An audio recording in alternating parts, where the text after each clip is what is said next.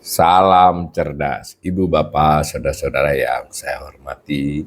Sesi komentar berita dari kanal Awali Rizki kali ini mengomentari berita terkait kepemilikan asing di obligasi Indonesia, khususnya surat berharga negara.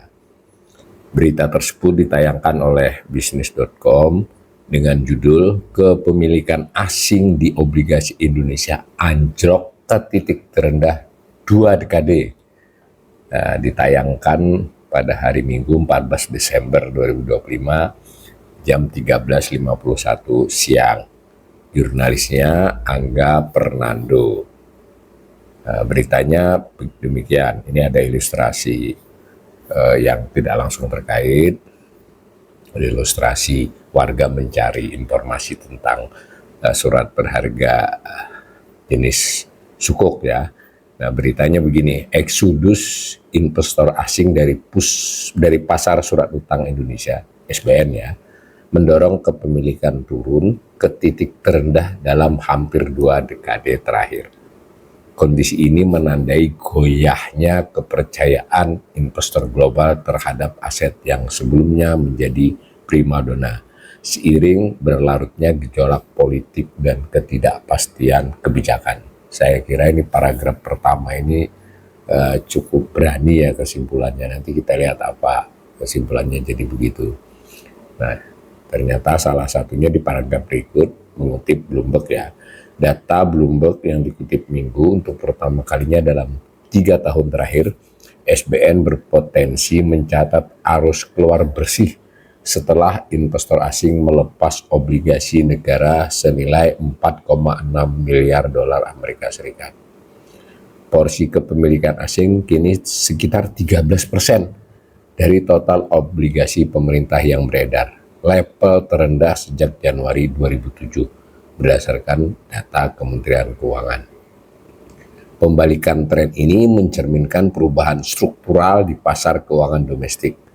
Ketergantungan yang semakin besar pada investor lokal dinilai berisiko melemahkan posisi Indonesia sebagai salah satu acuan utama pasar negara berkembang, sekaligus membatasi akses terhadap pendanaan global yang stabil. Nah, ini juga paragraf-paragraf penuh kesimpulan yang tentu memerlukan lebih banyak analisis dan kajian ya, tapi kanal ini kebetulan relatif searah nih dengan kesimpulan ini, sehingga pemirsa mungkin bisa memeriksa beberapa tayangan saya terkait topik ini.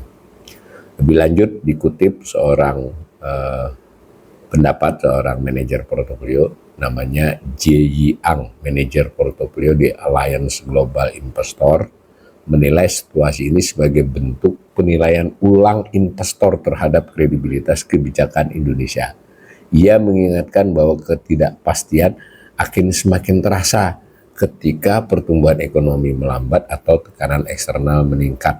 Nah, dikutip langsung pernyataan Indonesia sedang mengalami penilaian ulang kredibilitas akibat kekhawatiran investor terhadap tata kelola dan keberlanjutan fiskal, ujarnya. Ini menarik ya, karena kita dalam berbulan-bulan ini, bahkan setahun terakhir ini, itu malah mendapatkan narasi dari otoritas ekonomi, Bank Indonesia maupun pemerintah, khususnya pemerintah, itu mengungkapkan bahwa kredibilitas, kepercayaan asing, investor asing kepada Indonesia, kepada pasar modal maupun kepada kondisi ekonomi Indonesia serta kebijakan pemerintah itu sedang tinggi, sehingga banyak investor asing yang tertarik, banyak MOU telah dilakukan. Tetapi dari sisi keseluruhan arus modal yang dalam hal ini yang digarisbawahi adalah kepemilikan atas SBN, berarti asing masuk ke Indonesia dengan membeli surat utang pemerintah, itu justru menurun porsinya ya. Nah, oleh bukan pengamat ini ya, ini adalah analis dan relatif manajer ya, bukan analis tapi pelaku, sebagaimana diingatkan oleh kanal ini netizen warga negara itu satu hal, pelaku itu hal lain. Nah, ini mewakili salah satu pelaku manajer portofolio, ini justru menilai Indonesia ini penuh ketidakpastian sekarang ini. Jadi ada peninjauan ulang.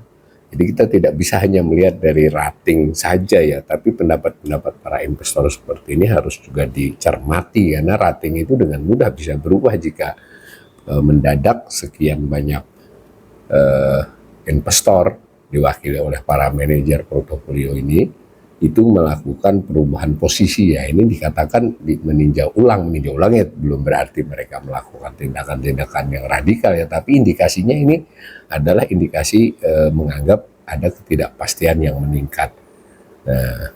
Dan khawatir kalau pertumbuhan ekonomi tiba-tiba melambat atau tekanan eksternal menguat yang dampaknya terhadap Indonesia ya dalam hal ini. Nah, ini saya ulangi lagi, Indonesia sedang mengalami penilaian ulang kredibilitas akibat kekhawatiran investor terhadap tata kelola dan keberlanjutan fiskal. Ada kata-kata keberlanjutan fiskal juga ya. Ini tentu pendapat dari salah seorang manajer portofolio ya, namanya J. Tapi ini kan investor besar ya, global, perusahaannya Alliance Global. Nah, lebih lanjut lagi diberitakan tekanan di pasar obligasi turut berdampak pada nilai tukar rupiah. Nah, sepanjang tahun ini rupiah melemah lebih dari 3% dan menjadi salah satu mata uang dengan kinerja terburuk di Asia. Pelemahan tersebut menggerus imbal hasil obligasi berdenominasi rupiah bagi investor global sehingga kalah bersaing dengan negara lain seperti Malaysia dan Thailand yang menikmati penguatan mata uang. Nah, ini ya, hati-hati ya. Jadi kita jangan hanya melihat yield ya. Yield satu hal kita lebih tinggi, tetapi di sisi karena kalau investor membeli SBN rupiah kan dia juga memiliki risiko di pelemahan mata uang. Nah, ini kan kita kelihatannya kalah menarik menurut berita ini. Nah, ini ada gambar volatilitas nilai rupiah sekian selama kurang lebih 6 bulan terakhir ya, ini bisa kita lihat. Lalu berita berikutnya, situasi pasar keuangan Indonesia juga dibayangi kombinasi faktor eksternal dan domestik. Perlambatan ekonomi global ya, kebijakan tarif Amerika Serikat menekan pasar kan di awal tahun. Di dalam negeri, kekhawatiran terhadap keberlanjutan fiskal terkait belanja sosial berskala besar seperti dinamika politik, termasuk pengunduran diri Menteri Keuangan Sri Mulyani, memperburuk sentimen investor. Ini menurut versi berita ini ya, sekalipun mungkin dari sisi tertentu banyak pemerintah mengatakan bahwa ini malah menimbulkan optimisme. Nah, meski investor asing menarik dana investor domestik, nah di sini gantinya domestik meningkat pembelian obligasi dan seterusnya. Karena banyaknya permintaan ini menekan hasil obligasi ke acuan level terendah. Berarti kan yieldnya turun. Dari sisi ini menguntungkan dalam konteks fiskal. Tapi ya tadi, ya investor domestiknya di sini komentar saya ya, harus dilihat dulu kalau investor domestiknya ternyata Bank Indonesia dan bank-bank yang mayoritas, yaitu lain lagi kajiannya, analisisnya ya. Itu kan berarti bukan karena kekuatan misalnya pembeli retail, individu atau lembaga-lembaga keuangan lain di luar bank ya, atau fund management domestik. Nah, jadi di sini dikatakan malah seiring ekspektasi penurunan bunga, Goldman Sachs mencatat ketidakseimbangan antara pembelian domestik dan penjualan asing. Jadi itu lagi sudut pandangnya, tidak jelas tidak jelas arah kebijakan ke depan dan seterusnya. Kemudian MOVG Bank memproyeksikan nilai tukar rupiah ini akan melemah hingga 17.000 rupiah ya pada kuartal pertama tahun depan tentu ini. Nah, didorong oleh menyempitnya selisih imbal hasil dengan obligasi Amerika Serikat serta defisit transaksi berjalan.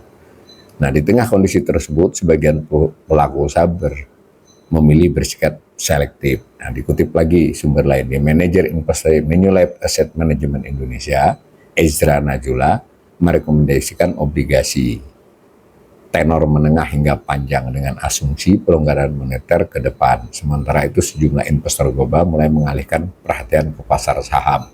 Nah, ini mengapa IHSG relatif naik ya.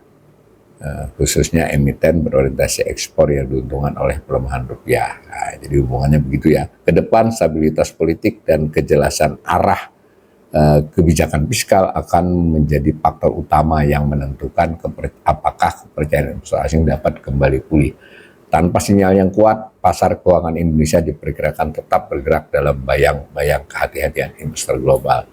Nah, menurut saya berita ini harus kita perhatikan ya, kelihatannya hanya padat dan berapa paragraf, tapi substansinya jelas. Ini berbeda dengan yang dinarasikan oleh otoritas ekonomi Bank Indonesia, khususnya oleh pemerintah, bahwa sebenarnya investor global sedang hati-hati dengan kondisi Indonesia, terutama disebabkan ketidakpastian kebijakan arah kebijakan pemerintah. Ya, sebutan populernya mereka ini banyak wait and see, sedikit keluar tapi sambil berjaga-jaga kadang masuk. Dan perhatikan hubungan antara pasar obligasi dan pasar saham. Ya, mudah-mudahan hal-hal seperti ini menjadi pertimbangan kebijakan berikutnya dari pemerintah. Dan tadi disebut-sebut juga soal kekhawatiran terhadap kondisi fiskal ya, jadi terhubung semua.